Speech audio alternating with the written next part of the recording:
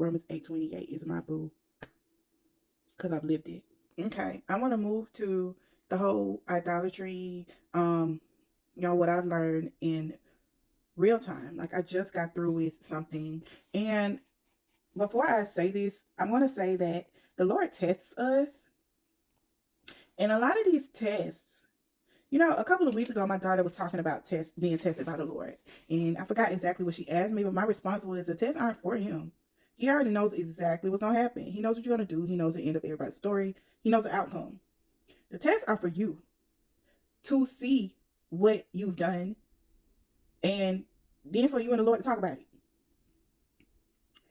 When you realize that the Lord has tested you and you didn't do what you were supposed to do with it, you should go talk to him about it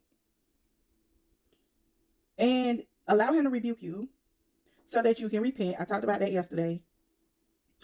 Correcting your course. The tests are for you to see yourself. To see, I don't have a handle on that yet. I haven't learned that yet. If you don't do what was meant to be done. And now that I can see that I didn't know that, I can correct myself. Now that I see that I didn't do what you would have purposed for me to do here, Lord, my decision wasn't in alignment with you. I have learned, and I can now make sure that anything like this doesn't end up in the same result. I can allow you to tell me that I was wrong, and then I can turn from the mindsets and the behaviors and what led me to be wrong. That is what the tests are for. I think about Abraham having to take Isaac up on the mountain, and my thought I came up with this morning is, well, what if he wouldn't have gone?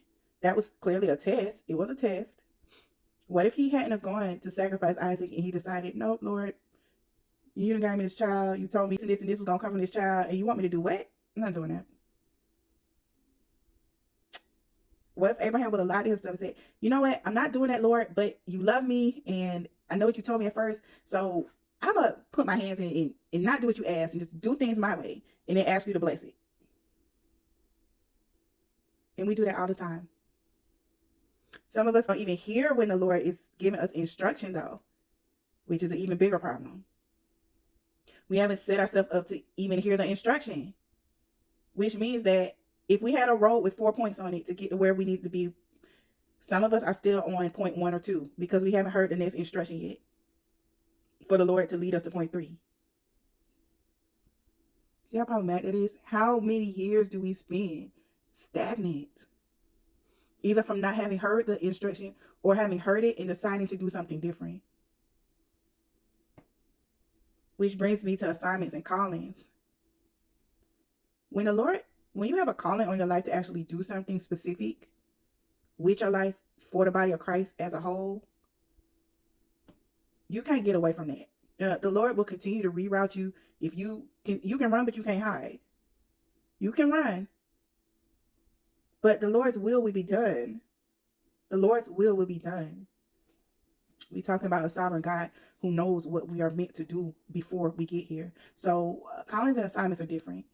You may have an assignment to run a summer camp with the youth at your church. You may have an assignment to be a choir director. You may have an assignment to, I just saw something about this girl saying she heard the Lord told her to paint, to serve God through your artistic ability, to uplift God, to bring people to him through your job, wherever he has you planted. Those are assignments. This is what the Lord wants for me to do. This duty that the Lord is asking me to do. You can choose to not do it. Somebody else will do it. But your calling is different. Everybody has assignments. Callings are a lot bigger and they impact a lot more people. And those are the things that are written. When you hear people are called to be pastors or just, again, do larger things, the Lord has a way of making sure it happens. At the end of the day, he's in control, period. But there are some things that he allows us, our free will to decide to make choices. And there are other things that his perfect will be done about a thing. But I'll touch more on that later when I get into the marriage part of this word. One of the things that the Lord had to work out of me was my idolatry for, I don't know how I want to word this, but self-reliance. And again, understanding that the mindset is supposed to be that I'm relying on God for my provisions. It wasn't that. I thought I knew that. There was a time when I thought, again, head knowledge and application is different. I thought like if somebody would have asked me like where your provisions come from, the answer is God. If something great happened for me, or if I, got an unexpected sum of money or something like that would happen, I wouldn't hesitate to say, that it was God. Thank you, God. But living that out and understanding it is something completely different.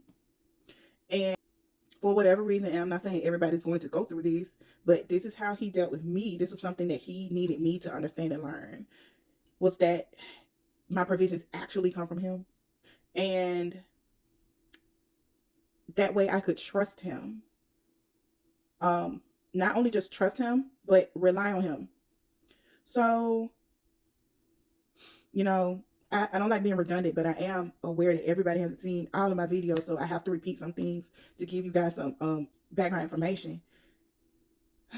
When I decided to surrender my business and my finances to the Lord, I actually decided to surrender my business, my finances, and my relationships to the Lord during 2024.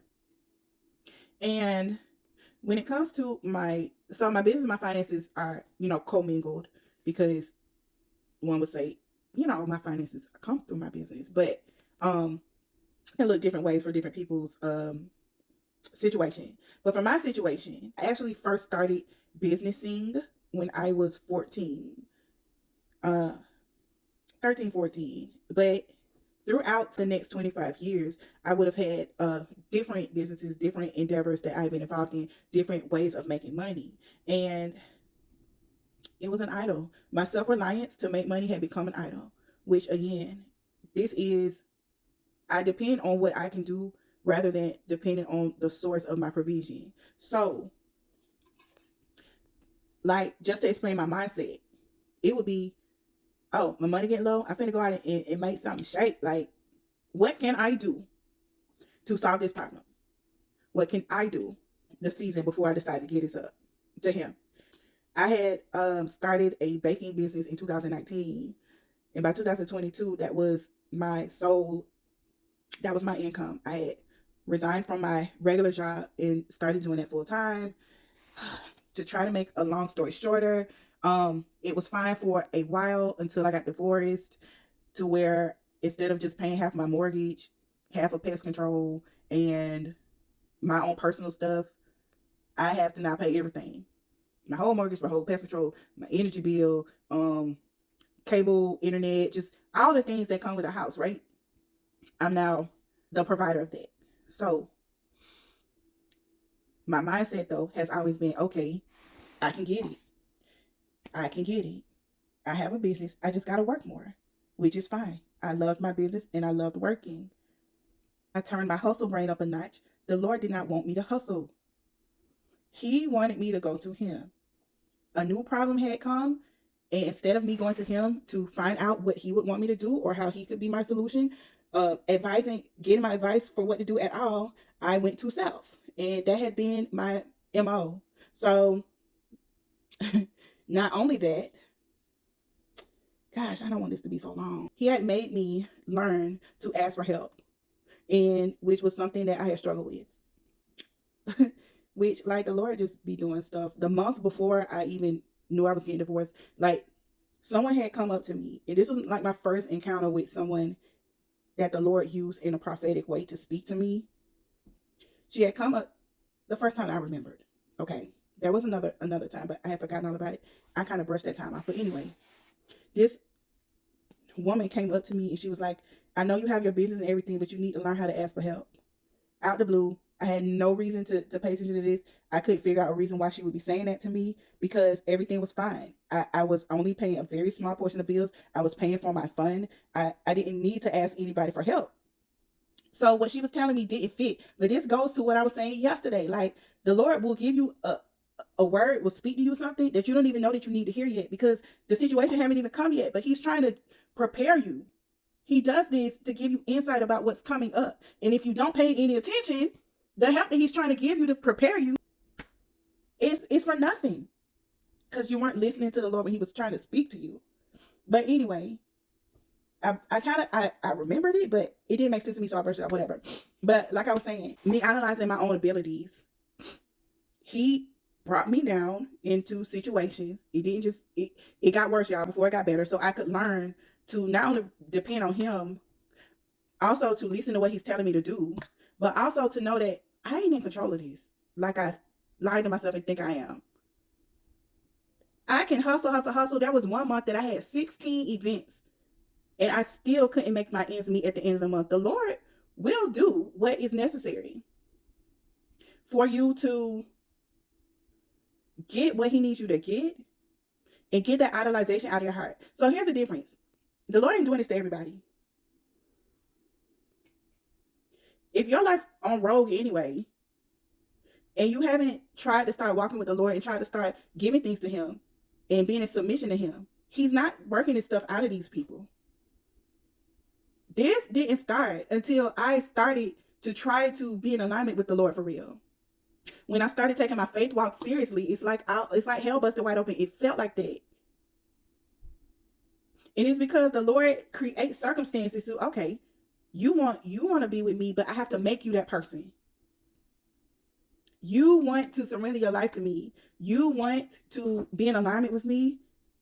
You want me, and you called out to me and asked me for help, because he created that circumstance too, to where I felt like I even needed to ask him to help me before I was able to surrender. It's like, okay, you surrendered. So let's go. You surrendered. So let me continue to make these situations that you continue to surrender, so that you can learn what you need to learn, so that you can put me where I need to be, because I'm out of place right now. So I am leaving some details out, but the idolatry that had to be worked out of me, he did that by basically making me be Abraham. I had to surrender my business maybe 3 or 4 times, which kind of is embarrassing, because it's like, dang, it took you that much? Like, apparently so. But it was like the Lord would make it clear, like, okay, I'm about to get this, you about to have to get this up. And the first time I was scared. The second time because like, if this is my livelihood, how am I gonna make ends meet? Like, what do you mean get this up? And you told me not to get a job. That's a whole nother story. Not only did he confirm he told me not to get a job, but he was blocking every attempt. But that's a whole nother story. I won't get into that on this video. But so you create the circumstances where I only solely was relying on my business for income, and then you told me to give it up. But the bills won't stop. My needs won't stop. My financial needs, they won't stop. It's like, well, Lord, what are you doing? But again, why does he bring you through stuff? To let you know that you can trust him. During this time, he used to have me list out everything I needed. Like, write it down. While I was journaling, I would have like a list of needs. And on that, I was instructed to check off everything as he provided for the need I had. Check it off. This was him showing me that I could trust him. And I had to learn that. In the midst of him telling me to give stuff up, in the midst of him telling me I can't accept orders, like there are orders that I would have to reject. People would try to ask me to make certain things for them, or invite me to be a part of certain events and stuff, and if he said no, I had to say no. This is relying on him. This is being obedient. This is actually submitting things to him.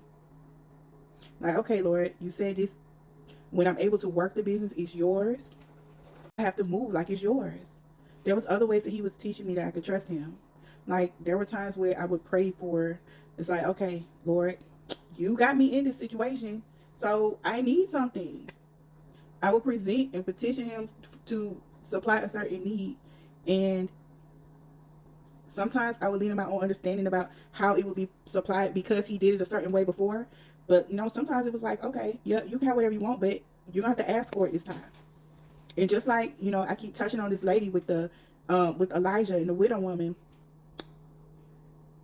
This is also how he confirm stuff to me. Like there was this one time, I don't know what I was crashing out about. It was something having to do with some bill or something, and I didn't see a way out.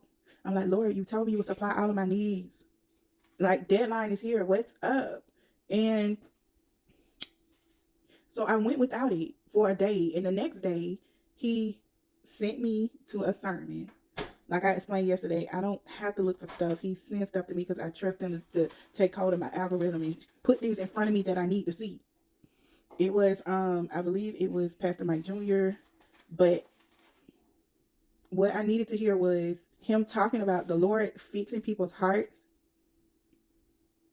Basically, it was, you don't want to ask this person for something, or you're scared to ask for something, and he has already worked your solution out for you. This person's heart is already ready for you to ask them for something, and you're not doing what he's telling you to do. Basically, that's what it was.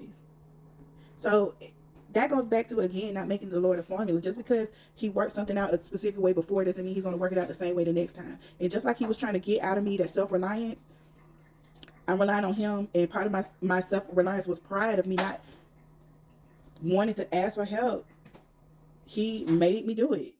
Because like after I listened to that sermon, I went back and talked to him. I was like, okay, is this what you're saying? I thought that you was going to send me a order or send me, something that was going to allow me to have to work for this, what I needed to earn this provision, which is what I wanted. But, and sometimes I would pray. Y'all understand how he had to break me from that. There were times, and again, it's based in pride. There were times when it would be a new month, and I would just be praying. I would just be like, Lord, can you please just send me the business? Send me the work order. Send me out to do in work. Please make this a month where I don't have to ask this person for anything. I did not want to. But do you think he answered that prayer? No, because it was what he wanted. There were people sharing their testimonies. They would be like, yeah, I needed this in person too. Not just people, me watching interviews and people talking about their testimonies online. In person, there were people giving their testimonies. And they would be like, yeah, I needed to pay my car off, and my aunt never gave me this amount of money, but for my birthday she used to always give me $20. But this particular year I had been praying, and my aunt gave me the exact amount of how much money I needed left for my car, and she had never given me that much money before. This was a lady's testimony while I'm working at this event, and I'm just like almost just despising the situation I'm in. I'm like, Lord, why you don't never send nobody to give me money? Like, why do I have to ask for everything or work for it? Or, I mean, again, I would rather work. I did not want to ask, but I was in a situation where, again, the Lord was trying to break that off of me. So that was something that I had to go through. And so I was saying about how he started showing me that I could trust him. And yeah, just break the idol of self-reliance off of me. Because you'll compromise. You'll put yourself in situations that you don't need to be in when you have those idols in your heart. You just rely on him for everything. You can't be put in a wrong situation. He's had me give my business up several times. I think the most recent time was the fourth time. But I was like working through something different every time. So it had gotten to the point that I'm like, okay, he told me, I need to prepare myself to not be doing my business anymore. And I accepted it. I'm like, that's fine with me, because I know that whatever he has me doing next is going to be greater. It's going to be better. Like, I'm ready to move on now, Lord. You have worked this through me to where I'm ready to give it up for real now and just be done with it.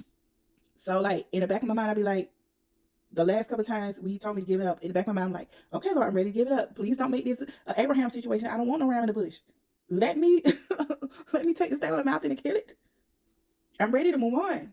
Like, you have worked in my heart to where I want to accept this now. Stop calling me back in. But again, it's Lord, okay, whatever you want to do.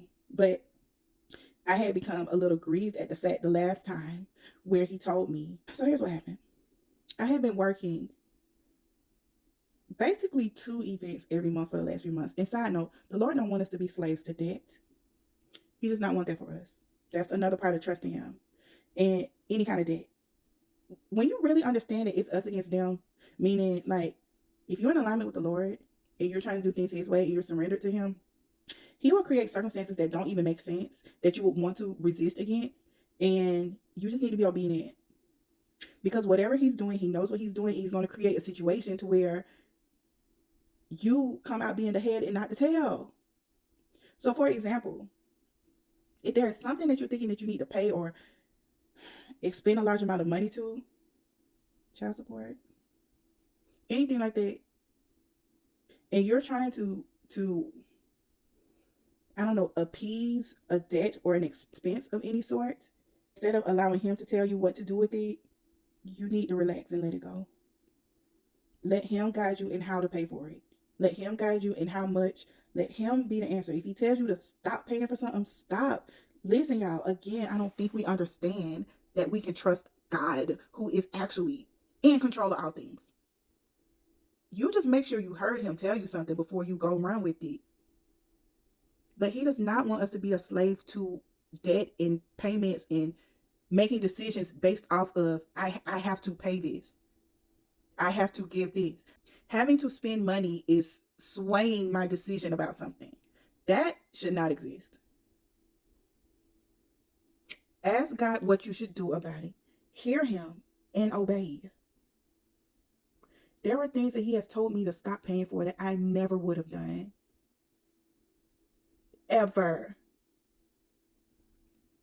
He is faithful to those who are faithful to him, and he will have the glory. Please remember that. Whatever he's telling you to do, just trust him. When it comes to being a steward over your finances, you don't have to make things up and guess and figure things out. You have to ask, Lord, what do you want me to do about this? And if it's something that you don't have the funds for that he's telling you to do, you just got to trust that he's going to make the situation work. I know you've heard people's testimonies. Like, this is what testimonies are for, so that you can increase your faith based on what the Lord did for other people and them sharing that. Which is why, like, I don't even hesitate to get on here anymore and just talk about things that he's shown me, things I understand now, things that I went through. Because it can help somebody ground their faith in him. Get some wisdom or understanding about something they might be going through. I know you have heard people talk about how the Lord cancels stuff, no explanation. Provides things like exactly when you need it. When you trust him to be your provider, like, that's what he does. Like, the Lord is in a position to ride for you for everything if you are faithful to him. In real time, this is happening to me. Like I was saying, the last time I was kind of grieved when the Lord was telling me, okay, start back working. So this is how the Lord leads me to certain things. It will be what feels like no reason, but I will just take an interest in something again. And all of a sudden, maybe like the week before last, I wanted to watch these baking shows. Remember, the Lord has only been giving me these 2 events for months now. The same 2 events, they're reoccurring events. And that's where he's wanted me to be. So that's all I've been doing. And me understanding that my business is on the chopping block. Like, that has been my understanding. So I started watching these baking shows all of a sudden again and just finding interest in them, which I love watching baking shows, but I didn't understand why my interest in them had been reignited. I wasn't even really thinking about it, to be honest, but in retrospect, now I understand. But so that was the first clue that I didn't take heed to. Next thing happens, my mother knew about an event coming up and she wanted to know if I wanted to work it. So I was like, oh, okay, I hadn't been able to do that for months. It's another recurring event, but maybe the last time I did it was December. I hadn't been able to do that event for months. So I asked the Lord about it, and he said, yes, I could do the event. My father emails me about an event all within the same time span. It's like, okay. And I'm just like, well, okay, I have some more event opportunities that the Lord said okay to. But it's weird. I'm like, okay, why? So again, the Lord will lead me to what he wants me to see. I know what it was. I remember now. There's a number that is like me and the Lord's number. Like, every time I see it, I know the Lord is kind of just like, I don't know, just reaffirming to me that he's there.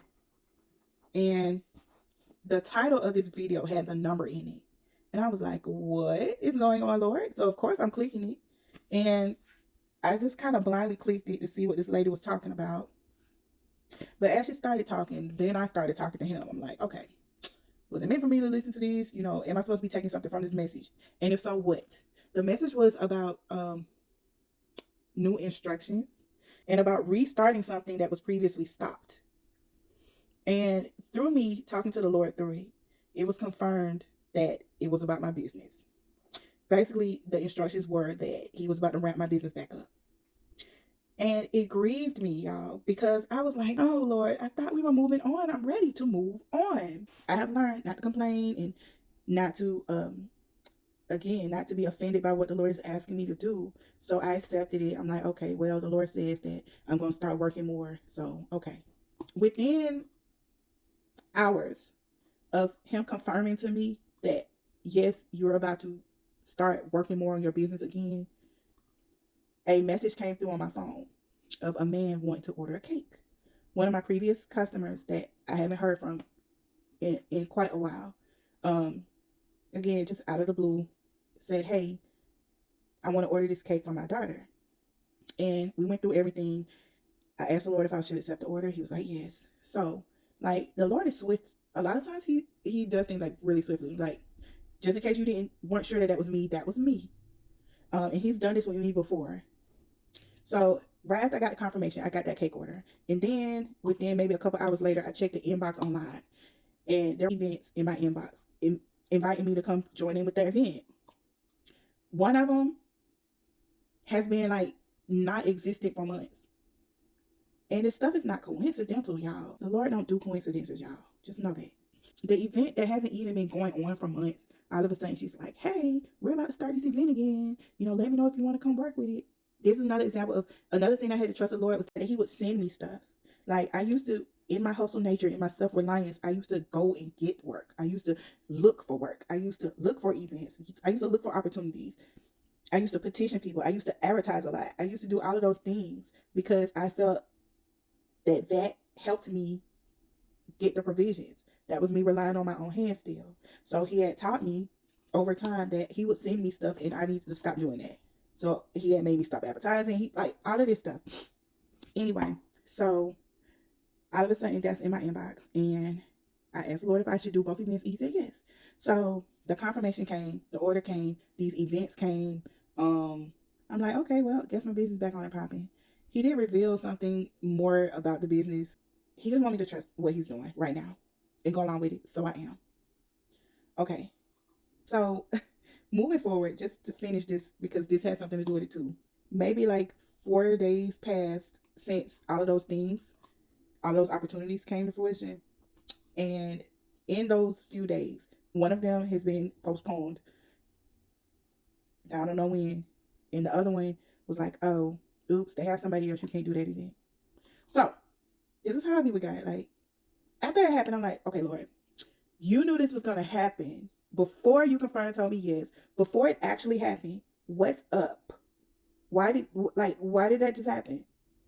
Instead of panicking or anything like that, I have now learned that, okay, again, the Lord knew that was going to happen. So it wasn't a surprise to him, it's a surprise to me. But I still need to trust whatever he's doing, right? So, all right, Lord. Well, I'm going to still need funds. I was expecting funds from these events. I was, when you hear about yourself about to get a check or something, you start mentally working out things that you're going to do with the money that you're expecting. So I'm like, okay, Lord, every day I'm going to be spending money on different things. Like, can you give me another event or something?